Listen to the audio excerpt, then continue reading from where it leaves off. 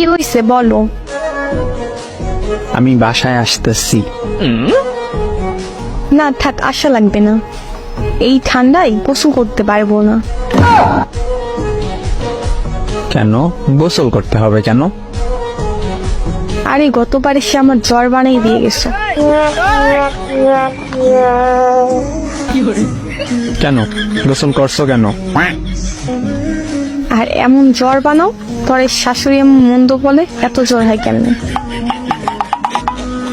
আমি তো আর বলতে পারি না তার ছেলের জন্য সকাল সকাল গোসল করতে হয়। আরে আমি সেইটা বলি নাই, মানে এই জন্য আসবো না। তুমি সবসময় এটাই বলো, কিন্তু ঠিক আমার জ্বর হয়।